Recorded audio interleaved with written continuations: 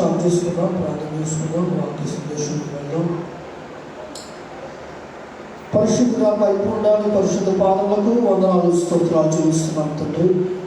ఈ సమయంలో ప్రభా నీ వాక్య సందేశంలోకి వెళ్తుండగా చేరి వచ్చిన ప్రతి ఒక్కరితో మీరే మాట్లాడండి.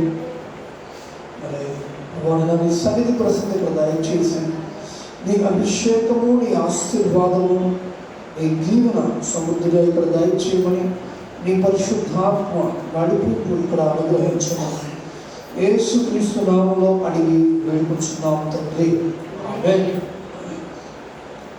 చేయవచ్చిన మీ అందరికీ కూడా నా ప్రజలను వందనాలు తెలియజేస్తూ ఉన్నాం. మరి సమయంలో వాక్య భాగంలోకి వెళ్తా ఉన్నాం. చెడ్డ వాక్యం ప్రయత్నించేది చాలా ప్రయాసంగా మీరు స్టార్ట్ వచ్చారు కాబట్టి ప్రతి ఒక్కరు కూడా వాక్యంలో ఏకీవించాలి, పోడియం మీద మీరు దృష్టి నిలపాలి. చక్కగా ప్రతి ఒక్కరు కూడా ప్రార్థనలో ఏకీవించడం ప్రయత్నించాలి. కీర్తన గ్రంథము 114వ అధ్యాయము మొదటి నుంచి చదువుదాం. మొదటి నుంచి చివరి నుండి కూడా చదవచ్చు. మన మధ్యటువంటి ప్రవచనంగా చదివిస్తాం. చదువు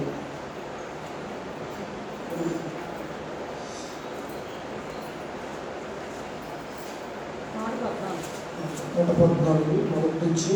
ఐగుప్తులో నుండి ఇశ్రాయేలు అన్యభాషల జనుల్లో నుండి యాకోబు బయలువెళ్ళినప్పుడు యోధా ఆయనకు పరిశుద్ధ స్థలమాయను, ఇశ్రాయేలు ఆయనకు రాజ్యమాయను.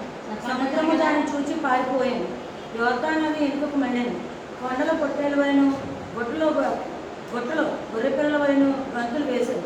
సముద్రమా, నీవు పారిపోవడం నీకేమి ప్రతిష్ఠించినది? యోర్దాను, నీవు వెనుకకు మళ్ళటం నీకేమి ప్రతిష్ఠించినది?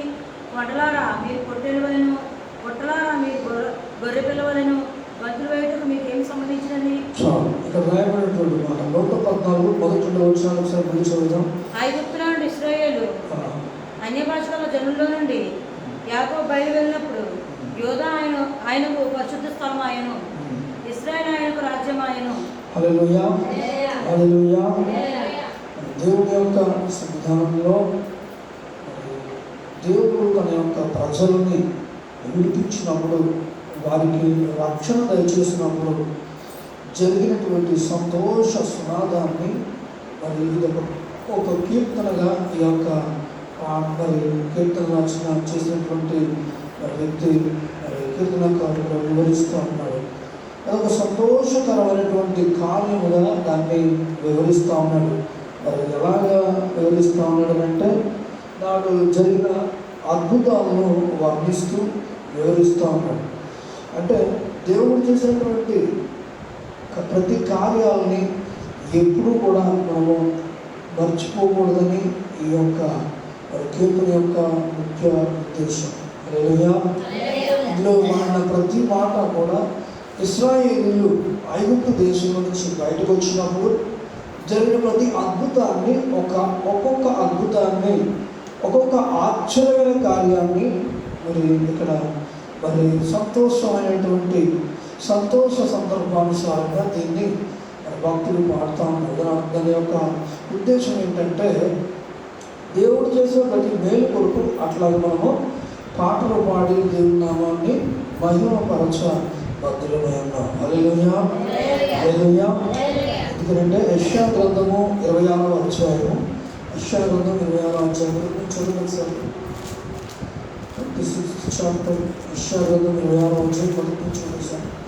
ఆ దినమున యోధా దేశంలో జనులు ఈ కీర్తన పాడుదురు. బలమైన పట్టణం ఒకటి మనకున్నది, బలమైన పట్టణం మనకున్నది. రక్షణను దాని ప్రాకారముగాను బురుజులుగాను ఆయన నియమించి ఉన్నాడు. సత్యమును ఆచరించు నీతిగల జనము ప్రవేశించినట్లు ద్వారములను తీయుడి. ఎవరి మనసు నీ మీద అనుకును వాని నీవు పూర్ణ శాంతి గలవానిగా కాపాడుదువు. ఎలాగనగా అతడు నీ యందు విశ్వాసం ఉంచి ఉన్నాడు. యెహోవాయే నిత్యాశ్రయ దుర్గము. యుగ యుగములు యెహోవాను నమ్ముకొనుడి. ఆయన ఉన్నత స్థల నివాసులను ఎత్తైన దుర్గమును దిగగొట్టువాడు. ఆయన వాని ఆయన వాణి పడగొట్టెను, నేలకు వాణి దాని పడగొట్టెను. ఆయన ధూళిలో దాన్ని కలిపి ఉన్నాడు. కాళ్ళు పేదల కాళ్ళు దీనుల కాళ్ళు దాన్ని తొక్కుచున్నవి. నీతిమంతులు పోవు మార్గము సమముగా నుండును. నీతిమంతుల త్రోవను నీవు సరళం చేయుచున్నావు.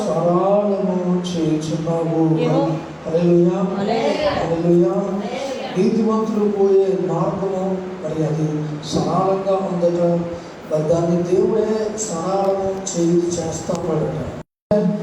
దేవుడి యొక్క సన్నిధానంలో రక్షింపబడుతున్నటువంటి జీవితాల్లో రక్షణ వారికి ప్రాకారంగాను, నీతి వారికి ఒక శ్రేష్టమైన ఆశ్రయ పురముగాను దేవుడు నిర్మాణం చేస్తూ ఉన్నాడు. హల్లెలూయా, హల్లెలూయా, హల్లెలూయా. ఏ వ్యక్తి అయితే రక్షణ పొందాడో, రక్షణ పొందినటువంటి వ్యక్తి దేవుడికి పరిశుద్ధ స్థలముగా ఆ వ్యక్తి ఉంటున్నాడట. హల్లెలూయా. దేవునికి పరిశుద్ధ స్థలం ఏదై ఉంటుంది? సర్వసాధారణంగా దేవునికి పరిశుద్ధ స్థలం ఏదై ఉంటుంది? దేవుని యొక్క మందిరము ఆయనకు పరిశుద్ధం. హల్లెలూయా. అది పరిశుద్ధమైనది. మరి అయితే దేవుడు తన ప్రజలతో చెప్తున్న మాట ఏంటంటే, మీరే ఆయన మరి పరిశుద్ధమైనటువంటి మందిరమై ఉన్నారు, మనమే ఆయన యొక్క మరి నివాసమై ఉన్నాం. హల్లెలూయా, హల్లెలూయా. మనమే ఆయన యొక్క నివాసం, మనమే ఆయన యొక్క మందిరము, మనమే ఆయన యొక్క మరి విధానం. నిజముగా మందిరం గురించినటువంటి మాటలు వాక్యాలు మనం చూస్తే చెప్పాలి అంటే 7 రకాలైనటువంటి మందిరములను పరిశుద్ధ దేవుని యొక్క గ్రంథంలో వాడారట. 7 రకములుగా దేవుడు తన యొక్క సంచారాన్ని లోకమందంతటా కనపరిచాడట. 7 రకాలైనటువంటి పరిశుద్ధ స్థలాలను మరి నిజముగా మరి వాక్యంలో వాడటం జరిగింది. ఉపమానాంశంగా చెప్పాలి అంటే ఉపమానాంశంగా మరి దేవుని యొక్క సన్నిధాన ఉపమాన పద్ధతిలో చెప్పుకోవాలి అంటే 7 రకాలైనటువంటి మందిరాలను బైబిల్ గ్రంథంలో మనం చూపించవచ్చు. 7 రకాలైన మందిరాలు. ఎన్ని రకాలైన మందిరాలు? మన 7 విధానాలుగా చూపించే అవకాశం ఉంది. మరి ఎలాగని అంటారా అని అంటే, మొట్టమొదటిగా దేవుడు తన యొక్క మరి మందిరమును, తన యొక్క సంచారాన్ని 7 రకాలైనటువంటి స్థలాల్లో తన సంచారాన్ని, తన యొక్క మన విధానాన్ని, తన యొక్క ఆరాధన కార్యక్రమాలు జరిగే 7 రకాలైన విధానాల్లో చెప్పాలి అంటే మరి 7 రకాలైన స్థలాల్లో ఆయన యొక్క మందిరము, ఆయన యొక్క ఆరాధన జరిపించబడతా ఉన్నది. అది జగత్పత్తి మొదలుకొని మరి 7 విధానాలుగా మార్పు చెందుతూ మరి ఈ యొక్క మరి పరిశుద్ధ స్థలంలో ఈ రీతిగా మనం ప్రభువుని ఆరాధించడం వెనుక చూపిస్తూ ఉన్నాడు. ఈరోజు ఆ మాటలు కొన్ని విషయాలు నేను మీతో చెప్పాలని ఆశపడతా ఉన్నాను. మొట్టమొదటిగా దేవుడు మందిరంగా ఏర్పరచుకున్నటువంటి విధానాన్ని మనం గమనిస్తే, దేవుడు ప్రత్యక్ష గుడారంలో తన యొక్క మందిరాన్ని మరి దేవుడు మొట్టమొదటి తన యొక్క సన్నిధిని మరి ప్రభు దిగి వచ్చాడు. హల్లెలూయా. మరి ప్రత్యక్ష గుడారం అనగా మొట్టమొదట దేవుడు తన ప్రజలకి దర్శనమిచ్చుకున్నప్పుడు మరి దేవుడు ఒక గుడారాన్ని సిద్ధపరచమన్నాడు. తన మందిరం కొరకు 10 తెరల ఒక మరి మందిరాన్ని కట్టమన్నాడు. దాంట్లో ఆవరణం, పరిశుద్ధ స్థలం, అతి పరిశుద్ధ స్థలం అని 3 భాగాలుగా మరి విభజించి దేవుడు మొట్టమొదట మరి మందిరాన్ని నిర్మాణించమన్నాడు. ఏం నిర్మాణించమన్నాడు చెప్పండి? ఏమన్నా ఆవరణము, అతి పరిశుద్ధ స్థలం, పరిశుద్ధ స్థలముగా దేవుని యొక్క మందిరాన్ని నిర్మాణం చేయమన్నాడు. హల్లెలూయా, హల్లెలూయా. మరి నిజముగా అది మనం వివరిస్తే ఇక్కడ మీకు మనం కూర్చున్న విధానం కూడా ఇంచుమించు అట్లాగే మనకు కనిపిస్తూ ఉంటుంది. ఈ గేట్ అవుతున్న అవును అనుకుంటే మీరు కూర్చునిస్తాను, పరిశుద్ధ స్థలం అనుకుంటే ఈ చిన్న స్థలం ఇక్కడ. మరి ఒక విధంగా చెప్పాలంటే ఒక ఉపమానాంశంగా ఇది ఉంది. అర్థం చేసుకోవడం కొరకు చెప్తాను. ఇక్కడ అడ్డుగా తెర ఉండేది అనమాట. మరి కాబట్టి ఇక్కడ ఒక అద్భుతమైనటువంటి విషయం రాయింది. అదేంటంటే మరి దేవుడు తన యొక్క కాలాలని సూచించి దీన్ని ప్రత్యేకమైనటువంటి రీతిగా దీన్ని ఉంచాడు. ఆవరణం అని అంటే అది మరి ఆదాము పాపం చేసిన కాలం నుంచి మోసే వరకు గల కాలాన్ని ఆవరణంగా చెప్పచ్చు. మరి బైబిల్లోని లెక్కల ప్రకారంగా మరి మోసేకు దేవుడు ప్రత్యక్షమైన నాటి నుండి యేసుక్రీస్తు వరకు అది పరిశుద్ధ స్థలం, అంటే పరిశుద్ధపరచబడే విధానం దాంట్లో ఆ యుగంలో దేవుడు నేర్పించుకున్నాడు. తర్వాత అతి పరిశుద్ధ స్థలం యేసుక్రీస్తు ప్రభు వారి నుంచి నేటి వరకు 3 కాలాలుగా మనము వర్గీకరిస్తే నిజముగా దేవుని సన్నిధానంలో ఇప్పుడు అతి పరిశుద్ధ స్థలం యొక్క కాలంలో మనం ఉన్నాం అని చెప్పాలి. అంటే ఇప్పుడు ఆరాధించే వ్యక్తికి ఆరాధన పొందుకునే దేవునికి మధ్య ఏ అడ్డు తెర లేదు, మరి అడ్డు తెర లేదు. కాబట్టి దేవుని ఆరాధించినప్పుడు ఇప్పుడు మనము డైరెక్ట్గా ప్రభువుని ఆరాధిస్తున్నాం. కానీ అప్పట్లో ఇట్లా ఉండేది కాదు. పరిశుద్ధ స్థలం, అతి పరిశుద్ధ స్థలంలో దేవుని యొక్క శాసనాలు లేని మందసము, ధూపవేదిక ఉండేది. పరిశుద్ధ స్థలంలో ఆహారం ఉంచే రొట్టెల పళ్ళ, మరి దీపస్తంభము, మరి ఇవి ఉండేవి. ఆవరణంలో బలిపీఠం ఉండేది. ఇలాగా మరి నాటి రోజుల్లో ఈ రకమైనటువంటి పద్ధతులను వారు అనుసరిస్తూ ఉండేవారు. కాబట్టి ప్రతిరోజు పరిశుద్ధ స్థలంలోకి రావచ్చు, కానీ ఏటేటా ఒక్కసారి మాత్రమే అతి పరిశుద్ధ స్థలానికి కొన్ని పర్యాయాలు మాత్రమే, ఒక్కసారి మాత్రమే, ఏడాదికి ఒక్కసారి ప్రధాన యాజకుడు మరి కోడెల మేకల రక్తం ప్రాయశ్చిత్తార్థ దినం అని ఒక దినం అనుకుంటుంది. 7వ నెలలో 15వ రోజున జరుగుతుంది అన్నమాట. ఆ ప్రాయశ్చిత్తార్థ దినం రోజున బలిపీఠం కొరకు, పరిశుద్ధ స్థలం కొరకు, ప్రజల కొరకు, యాజకుల కొరకు, అందరి కొరకు కూడా ఒక మేక పిల్లల్ని వధించి ధూపవేదికని చేతితో పట్టుకుని, ధూపార్తిని చేతిలో పట్టుకుని, మరి సాంబ్రాణిలాగా ఆ యొక్క ధూపం ఆ అతి పరిశుద్ధ స్థలంలో వేసి అక్కడ మరి ఆరాధన జరిగేది. యేసుక్రీస్తు ప్రభువు వచ్చిన తర్వాత క్రీస్తు రక్త బలియాగం ద్వారా ఇవన్నీ కూడా మనం చేసే ప్రార్థనలుగా మార్చబడ్డాయి పరిశుద్ధాత్మ ద్వారా. హల్లెలూయా. పరిశుద్ధాత్మ దేవుడు మనలోకి ఎప్పుడైతే వచ్చాడో ఇవన్నీ కూడా మరి శరీర సంబంధమైనవిగా మార్చబడ్డాయి. ఆత్మానుసారమైన ఆరాధన ప్రారంభించబడింది. ఇప్పుడు నువ్వు ధూపం వేయక్కర్లేదు, ఇప్పుడు దీపం వెలిగించక్కర్లేదు. ఉదయం లేచి నువ్వు వాక్యం చదివి ప్రార్థన చేస్తే అది ధూపం వేసినట్టు, దీపం వెలిగించినట్టు. నువ్వు ఒకవేళ కనుక మరొకరు ఉదయం లేచి వాక్యం చదివి ప్రార్థన చేయకపోతే ధూపం లేదు, దీపం లేదు ఆ రోజున. అంటే మీరు ఎలా ఉంటుంది, సిచ్యువేషన్ వేరుగా ఉంటుంది. మరి కాబట్టి అట్లాగా ఆ విధానాలు మనం అనుసరించకూడదు. మరి నిజంగా రెండవదిగా మనం చూస్తే రెండవ ఆరాధన స్థలము సొలొమోను దేవాలయం. రెండవ మందిరం ఏంటి? సొలొమోను దేవాలయం. మొదటి మందిరం ప్రత్యక్ష గుడారం, మోషే నియమించిన ప్రత్యక్ష గుడారం మొదటి మందిరంగా తీసుకుంటే, రెండవ మందిరముగా మరి సొలొమోను దేవాలయాన్ని మనం తీసుకున్నాం. సొలొమోను దేవాలయం నేటికి కూడా కొన్ని ట్రిలియన్ల డాలర్లు ఖరీదు చేసేటువంటి మరి ఎంతో విలువైనటువంటి, ఎంతో బంగారము, ఎంతో వెండి, ఎన్నో వెలగల రాళ్ళతో అది చెక్కబడిందట. మరి నిజంగా అందులో ఆరాధన జరిగేది. మరి గొప్ప అద్భుతమైనటువంటి మందిరం అది. ఆ మందిరం గురించి దినవృత్తాంతాల గ్రంథం 8వ అధ్యాయం మనము చదివితే ఆ మందిరం కొరకు వాడిన పదార్థాలు మనకు కనబడదు. ఎన్ని టన్నుల బంగారం మరి దాన్ని అనుకొని కేటాయించడం, ఎన్ని మరి మణుగుల బంగారము, వెండి మరి ఆ యొక్క అక్కడ వాడారో ఇవన్నీ కూడా ప్రత్యేకంగా విశేషంగా రాయబడ్డాయి. మొదటి దినవృత్తాంతాలు గ్రంథం చదివితే మీకు ఆ వివరాలన్నీ కూడా చక్కగా వివరంగా దాంట్లో రాయబడ్డాయి. మరి తదుపరి కూడా మనము మొదటి రాజుల గ్రంథం 7వ అధ్యాయం 8వ అధ్యాయం అని చదివినప్పుడు దాని విషయాలు మనకు కరెక్ట్గా అర్థమయ్యే విధంగా వాక్యంలో దేవుడు రాయించాడు. మరి అంటే నిజంగా వాటిల్లో కూడా ప్రభు ఎంత మాత్రమో సంతోషించలేదు. మరి వారు మందిరాన్ని కట్టారు, కానీ మందిరం కట్టిన తర్వాత మందిరానికి తగిన జీవితం వారు జీవించలేదు. కాబట్టి దేవుడు ఆ మందిరాన్ని కొట్టివేశాడు. దేవుడి సన్నిధానంలో మనం కట్టడం కాదు, లేదా ఒక కార్యక్రమం చేయడం కాదు, మన హృదయాంతరంగాల్లో దేవుడిని వెంబడిస్తున్నామా లేదా అనేది దేవుడు చూస్తాడు. అది ఎంత విలువైనటువంటి పని అయినప్పటికీ కూడా, ప్రభు కొరకు చేసింది అయినప్పటికీ కూడా, మరి దేవుని సన్నిధానం ప్రభు నామం పేరటం చేసినప్పటికీ కూడా, మరి నీ జీవితంలో ప్రభువుకు తగినటువంటి జీవితం లేకపోతే ఆ యొక్క పని నిలబడదు.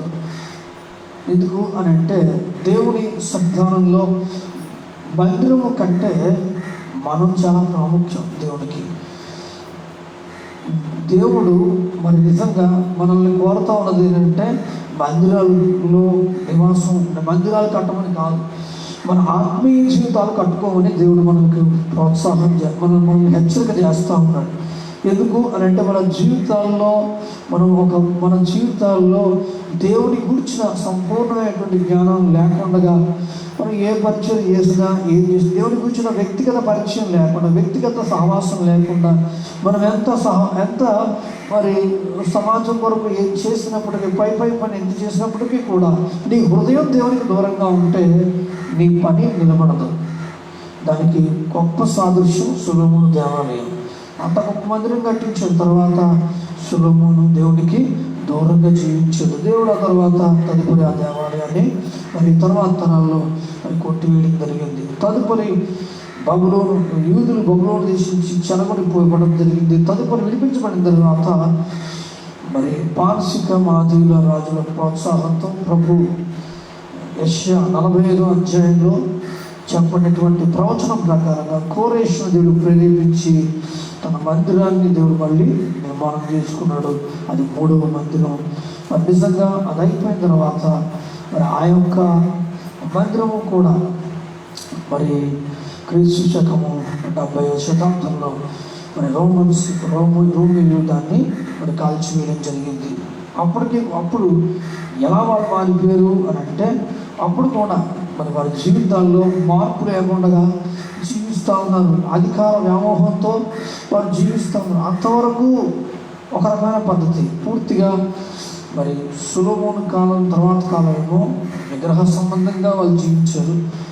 మరి ఈ కాలం వచ్చేటప్పటికి ఆచారపు భక్తి, అందులో నుంచి అవసరానికి దేవుని వాడుకోవడం అనేటువంటి ఒక విధానంలోకి మారిపోయారు. 3వ మందిరపు కాలం వచ్చేటప్పటికి ఇలా పరిస్థితులు ఎట్లా మారినాయి అని అంటే, మొదటి మందిరంలో దేవుని యొక్క కార్యాలను వాళ్ళు గుర్తించలేదు, ఒక రకంగా దేవుని శోధించారు.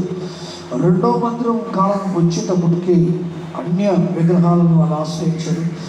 3వ మందిరపు కాలం వచ్చేటప్పటికి వాళ్ళ పరిస్థితి ఎట్లా ఉంది అని అంటే, వాళ్ళ జీవితాల్లో మరి ఆచారాలని వాళ్ళు పాటిస్తున్నారు, కానీ అవసరానికి దేవుణ్ణి ఉపయోగించుకునే ఆ యొక్క తత్వాల్లో వాళ్ళు ఉన్నారు. చెప్పాలంటే అధికారానికి, ఒక రకంగా చెప్పాలంటే అధికారానికి వాళ్ళు దాసోహం అయిపోయారు. అధికారానికి వాళ్ళు దాసోహం అయిపోయి భయంకరమైనటువంటి మరి విధానాల్లో వాళ్ళు నడుస్తున్నారు. దాన్ని బట్టి దేవుడు ఆ యొక్క భక్తులోనే యేసుక్రీస్తు ప్రభు వారిని కూడా వారు మెస్సయ్యని కూడా వారు సిలువకు అప్పగించారు. మరి సిలువకు అప్పగించారు, ఆయన్ని అన్యాయంగా సిలువేసి మరి చంపారు. అయితే దేవుడు నమ్మదగినటువంటి వాడు, ఆయన 3వ దినమున ఆయన లేచి తాను బయలుపరుచుకున్నాడు. హల్లెలూయా, హల్లెలూయా.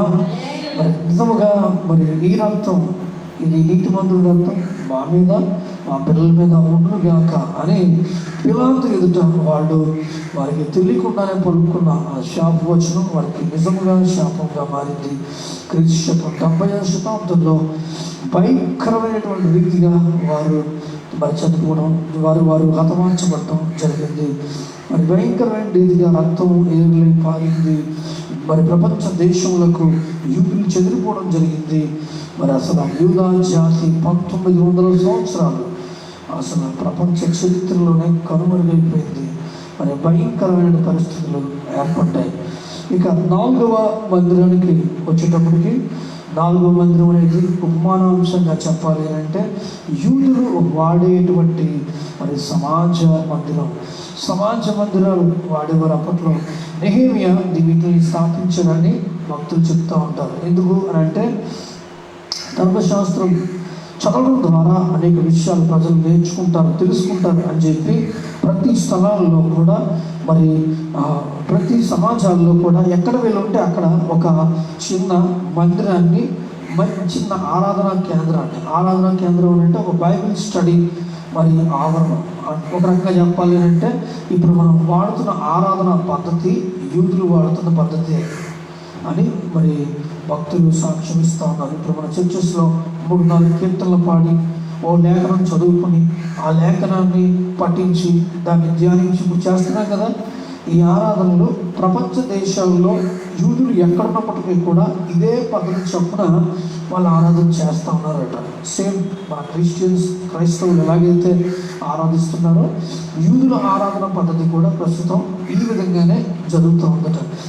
వాళ్ళు వెళ్ళే ప్రతి స్థలాల్లో ఎక్కడైతే వాళ్ళు సమూహాలుగా ఏర్పడతారో అక్కడ వాళ్ళు ఒక చిన్న మందిరం లాంటిది, చిన్న కుటీరం లాంటిది, వాళ్ళు ఒక ఆవరణం లాంటిది మరి ఏర్పాటు చేసుకుని అక్కడ మోషే ధర్మశాస్త్రం యొక్క తోర ఒక ప్రతిని, అట్లాగే వాళ్ళకున్న ప్రవక్తల గ్రంథాల యొక్క మరి ఆ ప్రతులన్నీ కూడా వాళ్ళు సిద్ధపరుచుకుని మరి వాళ్ళు అక్కడ వాటిని భద్రపరిచి 3 కీర్తనలు, దావీదు కీర్తనలు చదువుకుని వాళ్ళు పాటలు పాడుకొని తర్వాత తదుపరి లేఖనాలను చదువుకొని మనకులాగే లేఖనాలను చదువుకొని వాళ్ళు దేవుణ్ణి ఆరాధిస్తారట.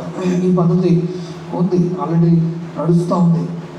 మరి ఇదొక మరి ఇది సమాజ మందిరాలు అన్నమాట. ఇవి ఇక మరి ప్రభువే తాను మరి చెప్పినటువంటి ఒక శ్రేష్టమైనటువంటి విషయం ఏంటంటే యేసుక్రీస్తు ప్రభు వారు ఇక 5వ మందిరంగా చెప్పాలి అని అంటే తన దేహమే ఒక మందిరముగా తాను మరి చెప్పుకోవడం జరిగింది. యేసుక్రీస్తు ప్రభు వారు దేవాలయాన్ని మరి ఆయన అక్కడ యెరూషలేము దేవాలయానికి గాడిద మీద వస్తున్నప్పుడు మరి దేవాలయంలో అడుగుపెట్టిన తర్వాత దేవాలయాన్ని పరిశుద్ధపరుస్తున్నప్పుడు శాస్త్రులు అడిగారు ఏమనంటే ఈ అధికారానికి ఎక్కడి నుంచి వచ్చింది అని అడిగినప్పుడు ప్రభువు ఇచ్చినటువంటి సమాధానం ఏంటంటే ఈ దేవాలయాన్ని పడగొట్టండి, దాన్ని 3 దినాల్లో కడతానని ప్రభువు మరి తన శరీరం అనే దేవాలయం గురించి సాక్ష్యం ఇచ్చినట్లుగా యోహాను సువార్త 2వ అధ్యాయంలో ప్రత్యక్షంగా చదువుతూ ఉంటాం. ఇట్లాగా మరి ఆయన శరీరంలో దేవాలయంగా ప్రభు మరి అభివర్ణించడం జరుగుతూ ఉంది. ఇక మరి ఆరవదిగా దేవుని సంఘం. 1 తిమోతి రాసిన పత్రిక 3వ అధ్యాయం 15-16 వచనాల్లో రాయబడింది. మాట చదువుతాం. 3వ ఆయనను నేను ఆలస్యము చేసిన యెడల దేవుని మందిరంలో అనగా జీవము గల దేవుని సంఘములో జనులు ఎలాగో ప్రవర్తింపవలను అది నీకు తెలియవలనని ఈ సంగతులను నీకు రాయించున్నాను. ఇక్కడ రాయబడినటువంటి ప్రతి మాట కూడా మందిరం గురించి అనంటే సంఘం గురించి. భక్తుడైన పౌలు ఇలా సమాజ కూటంగా కూడిన ప్రతి స్థలాలని మందిరంగా భావించాలి అనే విషయాన్ని ఇక్కడ మరి పౌలు నేర్పిస్తూ ఉన్నాడు.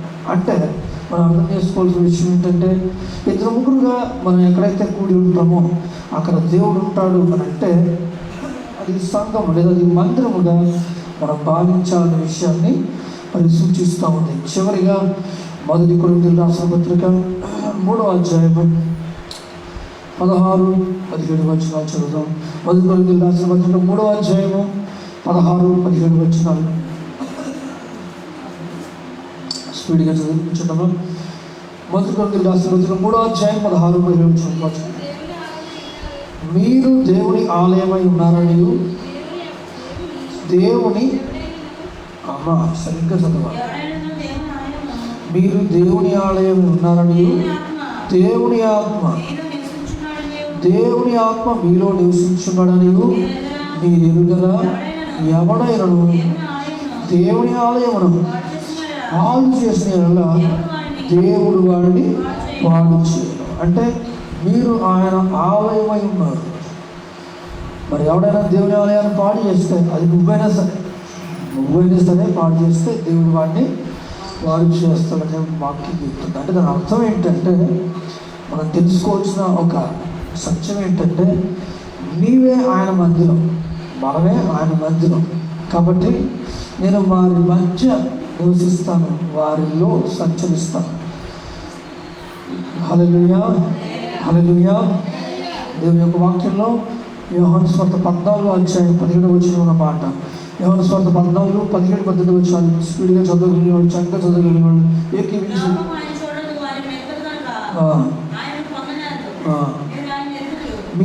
మీరు ఆయన ఎరుగుదురు, మీతో కూడా నివసించును, మీలో ఉండును. హల్లెలూయా, హల్లెలూయా. మిమ్మల్ని అనాథలుగా విడిచిపెట్టను, మీ వద్దకు వచ్చేదను అనే మాటను చూస్తున్నాను. హల్లెలూయా. అప్పుడు దేవుని సన్నిధానంలో ప్రభు మనతో ఇస్తున్న మాట నిజముగా పాత నిబంధనలు మనం చూస్తూ ఉంటాం. ఆయన యోసేపుకు తోడుగా ఉండదు కనుక అని మాట మనం ఎక్కువగా మన ఆదికాండంలో చదువుతూ ఉంటాం. దేవుడు వారికి తోడుగా ఉండేదని మాట చదువుతూ ఉంటాం. ఇక్కడ కొత్త నిబంధనలో నీతో ఆయన ఉండడం కాదు, నీలో ఆయన ఉంటున్నాడు. హల్లెలూయా, హల్లెలూయా. మనలో ఆయన ఉంటున్నాడంటే మనం ఆలోచన చేయాలి. మన యేసులో నువ్వు దాచబడుతున్నావు, నీలో ఆయన దాచబడుతున్నాడు. నువ్వు ఊహిస్తే నీలో ఆయన ఉన్నాడు, ఆయనలో నువ్వు దాచబడుతున్నావు. ఈ విషయాన్ని మనం గమనించి మరి దేవుని సన్నిధానంలో దానికి తగినటువంటి రీతిగా మరి జీవించాలనే విషయాన్ని మరి భక్తులైన కీర్తనకారుడు అందుకే ఒక స్పష్టమైనటువంటి సూచనని ఇక్కడ మరి చేస్తాను. కీర్తన గ్రంథము 114 మొదటి నుండి ఒకసారి మళ్ళీ చదువుతాం. చూడండి ఒకసారి. కీర్తన 114 మొదటి 2 వచనాలు. అమ్మా చదవాలి.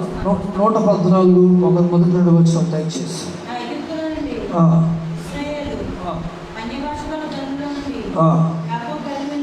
యాకోబు బయలు వెళ్ళినప్పుడు యోధ ఆయనకు పరిశుద్ధ స్థలం ఆయను, ఇశ్రాయేలు ఆయనకు రాజ్యమాయను. హల్లెలూయా.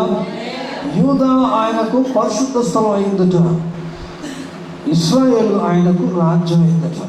మరి ఎలా అయింది ఇప్పుడు చెప్పండి. మరి నిజంగా ఎలా పరిశుద్ధ స్థలం అయింది అని అంటే, దేవుడు మనల్ని పరిశుద్ధపరిచి ఆయన మందిరముగా మార్చటాన్ని బట్టి. హల్లెలూయా, హల్లెలూయా. ఆయన నివాసముగా దేవుడు నిన్ను మారుస్తున్నాడు. కాబట్టి నిజముగా మనము ఆయనకు పరిశుద్ధ స్థలముగా ఉన్నాం, పరిశుద్ధ స్థలంగా ఉన్నాం. అందుకే యెషయా గ్రంథము 26వ అధ్యాయములో కీర్తన 1 దగ్గర తెలియపరుస్తామని చూడండి. హల్లెలూయా. చదువుతాం 26 మొదటి నుంచి. యూదా దేశంలో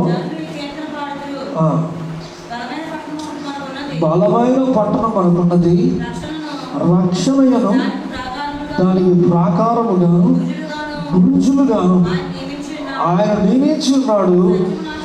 సత్యమును ఆచరించు నీతి గల జనము ప్రవేశించినట్లు ద్వారములను తీయుడి. హల్లెలూయా. దాన్ని బట్టి దేవుని సన్నిధానంలో మరి ఉన్నటువంటి యార్దానేమో అది వెనక్కి పోయిందట, ఎర్ర సముద్రమేమో మరి పక్కన తప్పుకుందట, కొండలు పొట్టేళ్ళ వలె గంతులు వేస్తూ ఉన్నాయి, గుట్టలు గొర్రె పిల్లల వలె అవి నాదం చేస్తూ ఉన్నాయి. నిజంగా ఇది ఒక అద్భుతమైనటువంటి పాట. మరి 114 కీర్తన. మరి దేవుడి యొక్క సన్నిధానంలో ఆయన కృప, ఆయన కాపుదల ఉన్న ఆ యొక్క పట్టణము ఎదురు విందాం. రక్షణ దానికి ప్రాకారంగా ఉంది, అదొక బురుజుగా, అదొక గొప్ప దుర్గముగా దానికి ఉంది. కాబట్టి ఆ యొక్క పట్టణం ఆ జనం బయలుదేరి వెళ్తుంటే యార్దాను వెనక్కి వెళ్ళిపోయిందట, ఎర్ర సముద్రం పక్కన తప్పుకుందట.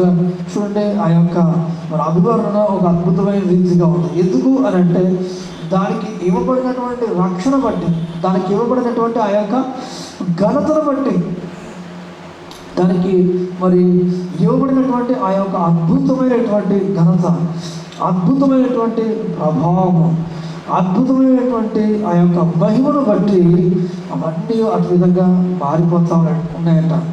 ఒక ఊరేగి ఒక ప్రముఖమైన వ్యక్తి వస్తే మరి ఎన్ని రకాలైనటువంటి ఊరేగింపులు ముందెళ్తాయి. మరి చాలా ప్రముఖమైన వ్యక్తి, ఉదాహరణకి ముఖ్యమంత్రి గారు వస్తున్నాడు అనుకోండి, మరి ముందు కానివాయి ఎంత బలంగా ఉంటుంది. మరి చాలా మరి మంచి అడావిడి ఉంటుంది. ఆ యొక్క కాన్వే వెళ్తున్నప్పుడు చాలా మరి ఆందోళన ఉంటుంది. ఎందుకు అంటే ఎవరు వస్తున్నారు అనేది ఒక అలర్ట్నెస్ మరి చుట్టుపక్కల వాళ్ళకి కలిగించే విధంగా ఆ యొక్క ఆడంబరం ఉంటుంది.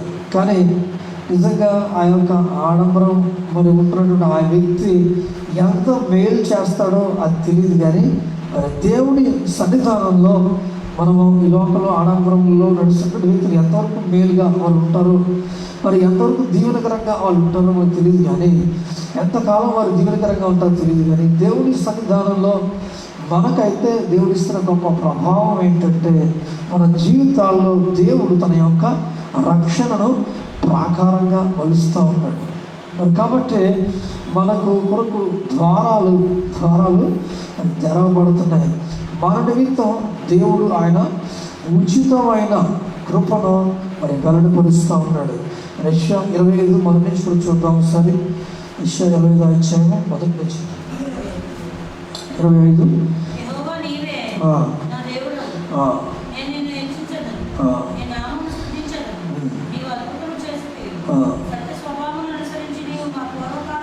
పూర్వకాలమున చూడండి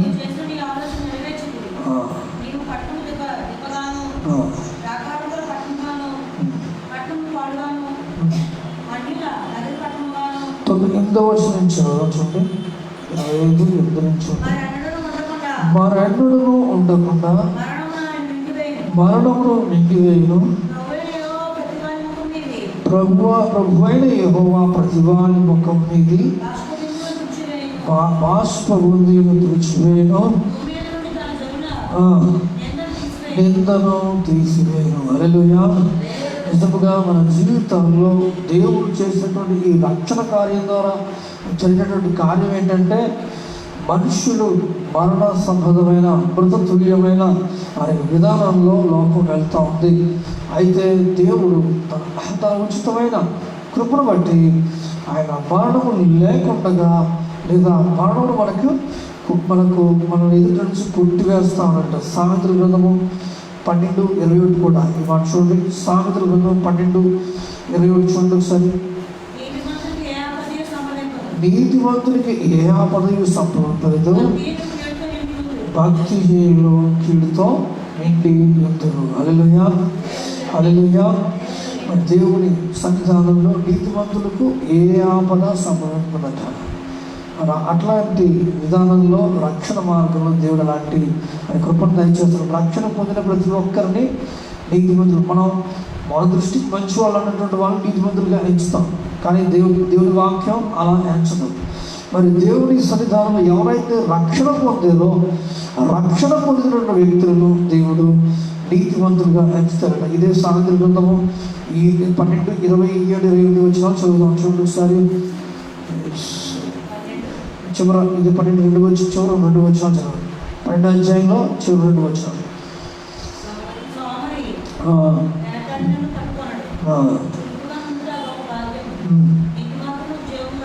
నీతిమంతునికి జీవము కలదు, నీతి మార్గము మళ్ళీ సరిగ్గా చదవాలి. నీతి మార్గమునందు జీవము కలదు, దాని త్రోవలో మరణమే లేదు. అందుకే మరెన్నడూ ఉండకుండా మరణమును ఆయన మింగివేస్తున్నాడు. మరణమును దాటించి ఆయన జీవంలోనికి మనల్ని నడిపిస్తూ ఉన్నాడు. హల్లెలూయా, హల్లెలూయా. రక్షణ యొక్క ముఖ్య ఉద్దేశం ఏంది? రక్షణ పొందిన వారి జీవితాల్లో దేవుడు మొట్టమొదటి కొట్టివేసేది ఏంటంటే మరణ బంధకం. ఎందుకు అని అంటే పాపం వల్ల వచ్చే జీవితము మరణం. హల్లెలూయా. మరణం ఎందుకు వస్తుంది? పాపం వలన మరణం వస్తుంది. మరి కొన్నిసార్లు మనం మరణ భయాలకు భయపడతాం, మరి రకరకాలైనటువంటి భయాలకు భయపడతాం.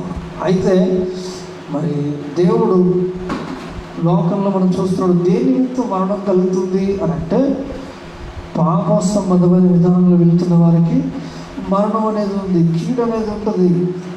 నీతిమంతుల మార్గంలో ఏమున్నదంట? జీవం ఉన్నది. వాళ్ళ మార్గంలో మరణమే లేదట. నిజంగా 21 సామెతలు 12:21 మళ్ళీ చదువుతాం ఒకసారి. సామెతల గ్రంథం 12:21. భక్తిహీనులు కీడుతో నిండి. ఎందుకు కీడు, శాపం, ఎందుకు ఇబ్బంది, ఎవరికి దెబ్బలు, ఎవరికి వేదన, ఎవరికి దుఃఖం? మరి ద్రాక్షారసం చేత పొద్దు గడిపే వారి చేతనే కదా అని రాసిపడి ఉంది. అది దాని అర్థం ఏంటి? ద్రాక్షరసం అని అంటే భక్తుడికి అర్థం. అంటే భక్తు దేనికి సాదృశ్యంగా ఉంది చెప్పాలంటే ఆధ్యాత్మిక పాఠం. దాంట్లో నిర్లక్ష్యానికి, నిర్లిప్తతకి, పట్టించుకునే తత్వానికి సాదృశ్యంగా ఉంది. ఆ పట్టించుకునే తత్వానికి ఏముంటుంది? వాడికి దెబ్బలు ఉంటాయి, వాడికి ఇబ్బంది ఉంటుంది. అలాంటి వ్యక్తులకే కష్టం, కీడు అనేది ఉంటుంది. అందుకే భక్తి జీవుల మార్గంలో కీడు నిండి ఉంటుంది. నీతివంతుల మార్గంలో జీవం ఉంటుంది. దాంట్లో ఆశీర్వాదం ఉంటుంది, దీవెన ఉంటుంది. అలాంటి దీవెనకరమైనటువంటి విధానంగా రావడం కొరకు దేవుడు నిన్ను లోకమనే ఆయుగుప్తులో నుంచి బయటికి తీసుకొచ్చాడు. హల్లెలూయా. ఎందుకు అని అంటే నిన్ను ఆయన పరిశుద్ధ స్థలముగా చేయాలనే ఉద్దేశం. పరిశుద్ధ స్థలం అంటే మందిరం అనే విషయం గురించి మనం ధ్యానం చేసాం. మందిరం అని అంటే 7 విషయాలు మనం ధ్యానం చేసాం. 7 రకాలైనటువంటి స్థలాల్లో మందిరము అనే ప్రస్తావన బైబిల్లో మనం తీసుకోవచ్చు అని చెప్పినాము. మొట్టమొదటిగా ప్రత్యక్ష గుడారమును ఆయన మరి మందిరంగా చేసుకున్నాడు. తర్వాత సొలొమోను ఆయన కొరకు మందిరం కట్టాడు, అక్కడ ప్రభు సంచారం చేశాడు. తర్వాత మరి సొలొమోను దేవాలయం పడిపోయిన తర్వాత, మరి పడగొట్టబడిన తర్వాత కోరేషు యెషయా 45వ అధ్యాయం ప్రకారంగా కోరేషు పార్శ్విక మాదిగల రాజు 3వ మందిరాన్ని కట్టాడు.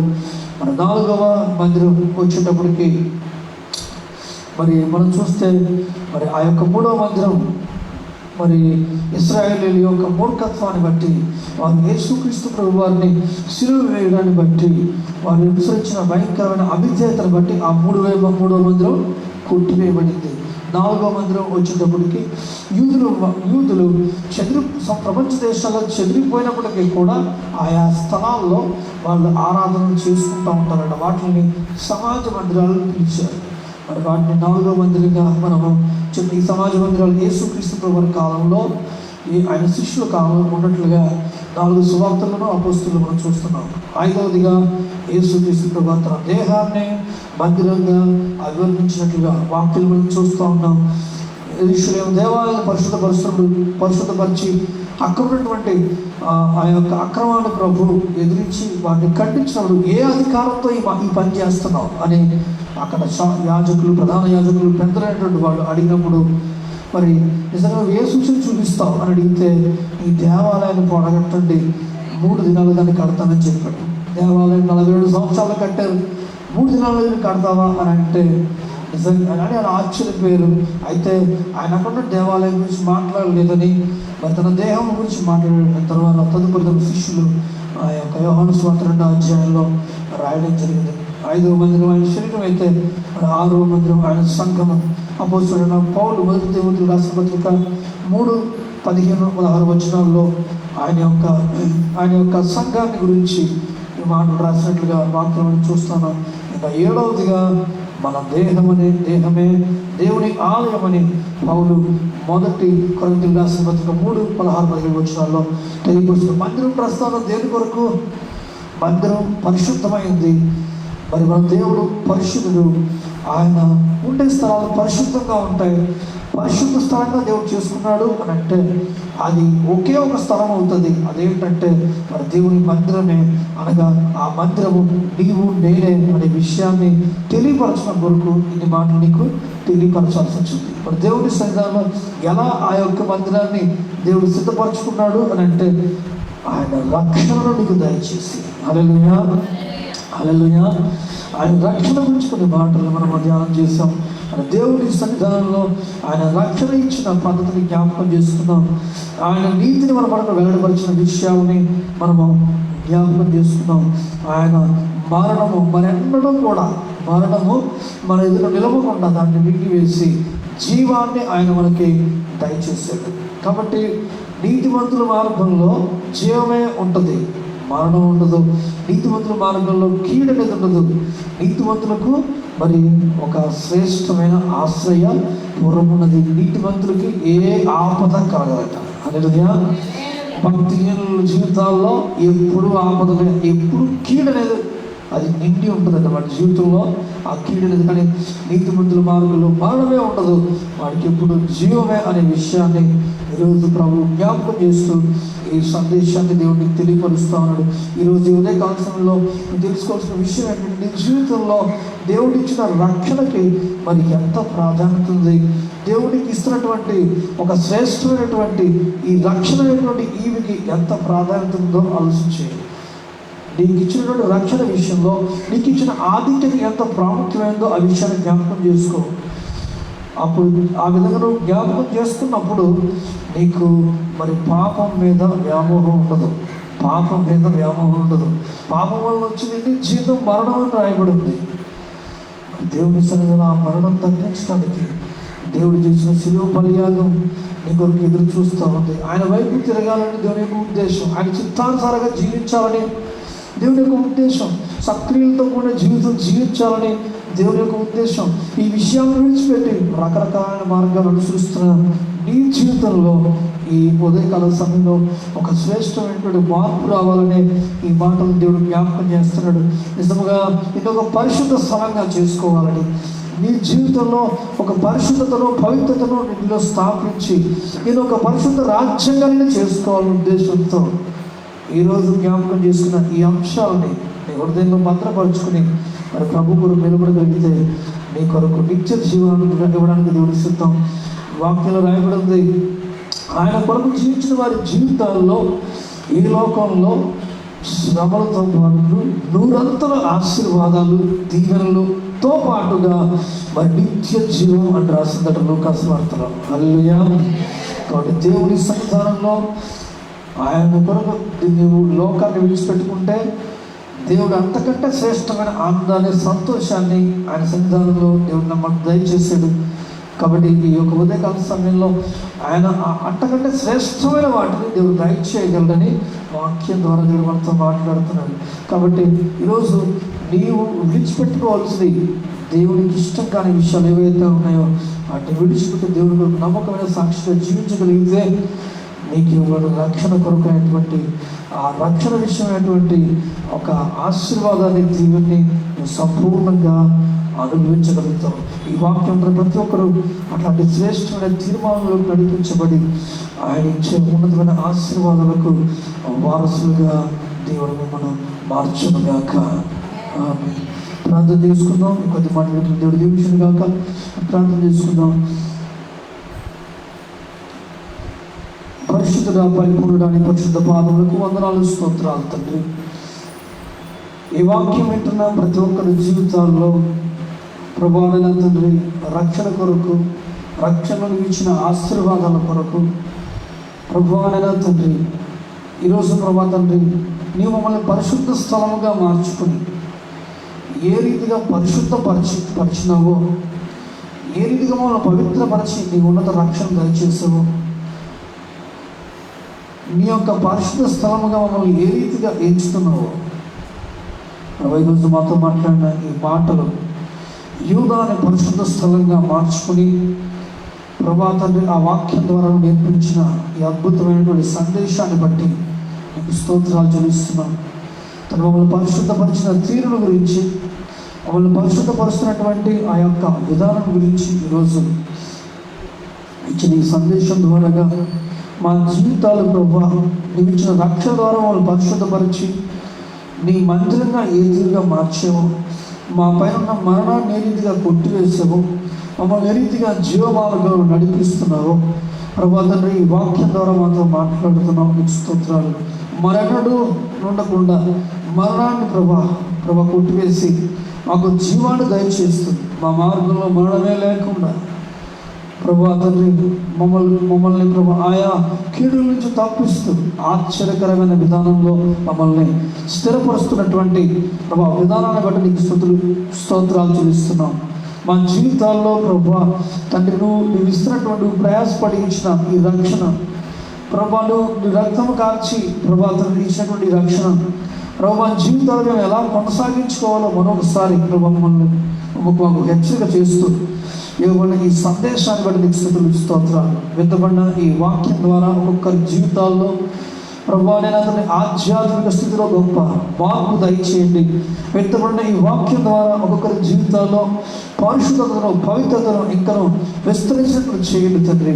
వారికి ఇవ్వబడిన విలువైన రక్షణ నిర్లక్ష్యం చేసుకోకుండా, ఎంత గొప్ప రక్షణ నిర్లక్ష్యం చేసిన నీవు ఎలాగో తప్పించుకుందువు అని ఒక వాక్యంలో ప్రభు చెప్పని రీతిగా తండ్రి, ఎవరైతే ఈ రక్షణ నిర్లక్ష్యం చేస్తున్నారో, ఎవరైతే వారికి ఇవ్వనటువంటి ఆధ్యాత్మిక మార్గాలను ప్రభు తన నిర్లక్ష్యం చేస్తూ వ్యతిరేకమైన జీవితాలు జీవిస్తున్నారు, అట్లాంటి వ్యక్తులందరినీ సంపూర్ణంగా మార్చుకొని ప్రభు వారి జీవితాల్లో ఉన్నటువంటి ఎదురైనటువంటి కీడు నుంచి, అపాయాల నుంచి, ప్రభావం తండ్రి దుష్టుడు చేసే పన్నాగాల నుంచి తప్పించబడి నీ ఉన్నతమైన రాజ్యానికి ప్రభా తండ్రి చేర్చబడి ఆ ఉన్నతమైన కృపలోనికి ఒక్కొక్కరిని నడిపించమని ప్రభా నీ ఆశీర్వాదం, నీ దీవెన సమృద్ధిగా ప్రతి కుటుంబంలో దయచేయమని ప్రార్థిస్తున్నాం. ఈ వాక్యం ప్రతి ఒక్కరి జీవితాల్లో ప్రభా స్వస్థతను విడుదల దయచేయండి. అనారోగ్యంతో బాధపడుతున్న వారికి సంపూర్ణ స్వస్థత కలుగును గాక. ప్రభు తండ్రి ప్రతి విధమైనటువంటి అనారోగ్య అస్వస్థతల నుంచి సంపూర్ణ విడుదల కలుగును గాక. ఎవరైతే వ్యాపారాలు చేసుకుంటున్నారో, ఉద్యోగాలు, అలాగే చేతి పనులు చేస్తున్న ప్రతి ఒక్కరిని దీవించి ఆశీర్వదించండి. ఎవరైతే కుటుంబాల్లో అసమాధానం చేత బాధపడుతున్నారో వారికి సమాధానం దయచేయండి. ఎవరైతే ప్రభా దైవిక స్వస్థత కొరకు ఎదురు చూస్తున్నారో ప్రభా ఇప్పుడే నీ శక్తి వారి మీద దిగవచ్చును గాక. ప్రభా నీ అద్భుత హస్తం తోడుగా ఉంచండి. స్వస్థతను విడుదల దయచేసి అద్భుతాలు, ఆశ్చర్యమైన కార్యాలు, గొప్ప కార్యాలు జరిగించమని ఆత్మ అభిషేకం చేత ముద్రించండి ప్రభా. ఎవరైతే పరిశుద్ధాత్మకు ప్రార్థిస్తున్నారో పరిశుద్ధ జీవితం జీవించాలి ప్రభా, పవిత్రమైన జీవితం జీవించాలి తండ్రి. నువ్వు రక్షణ ప్రభా అంచెలకు కాపాడుకోవాలి ప్రభా అని ఎవరైతే కన్నీళ్ళతో మొరపెడుతున్నారో ప్రభా అట్లాంటి వారందరినీ సంపూర్ణంగా ఇప్పుడే తాకి వారి జీవితాల్లో వారికి నేను తండ్రి విరిగి నలిగిన హృదయం ప్రభా నువ్వు దయచేస్తూ నువ్వు ఇచ్చిన ఈ మార్పును బట్టి నీకు వందనాలు చెల్లిస్తూ తండ్రి ఇప్పుడే నీ స్వస్థతను నీ విడుదల దయచేయండి తండ్రి. ఎవరైతే తీర్మానాలు తీసుకుని ఈ ప్రకారం జీవించాలనుకుంటున్నారో వారి జీవితాల్లో స్వస్థతను విడుదల దయచేసి వారి కుటుంబాలకు నీవు వెళ్ళండి తండ్రి. నీవు వారి కుటుంబాలను దర్శించమని ప్రార్థిస్తున్నావు. నీ సంచారం ఆ కుటుంబాల మీద నిలిచినట్లు సహాయం దయచేయండి. ఎవరైతే ప్రభా తండ్రి ఈ వాక్యం ఆసక్తిగా ప్రభా ఈ యూట్యూబ్లోంచి కావచ్చు, ప్రభా ఫేస్బుక్లోంచి కావచ్చు తండ్రి అంటే ఇక్కడ ప్రభా తండ్రి ప్రాంగణంలోకి వచ్చి కావచ్చు తండ్రి వింటున్న ప్రతి ఒక్కరిని ఇప్పుడే తాకి సంపూర్ణంగా స్వస్థపరచండి. నీ రక్షణ జ్ఞానం వారిలో ప్రవహించును గాక. నీ ఆశీర్వాదము దీవెన దయచేయండి తండ్రి. నాయనా నువ్వు ఏ రీతిగా ఒక్కొక్క వ్యక్తిని పరిశుద్ధపరిచి పవిత్రపరిచి నీ సాధారణంగా వాడుకుంటున్నావో ప్రభా దాని గురించిన నీ యొక్క మాదేశం యొక్క ప్రత్యక్షతని వారి మనోరంధ్రాలకు బయలుపరిచి నీ అభిషేకముని ఆశీర్వాదము నీ దీవెన సమృద్ధి దయచేయమని ఈ ప్రార్థన యేసు క్రీస్తు నామములో అడిగి వేడుకొంచున్నాం తండ్రి. ఆమేన్. మన తండ్రి దేవుని ప్రేమ, ప్రభువైన యేసు క్రీస్తు వారి కృప, పరిశుద్ధాత్మక నేను సహవాసం మనకు సకల పరిశుద్ధ సదాకాలం తోడుగా ఉండును గాక.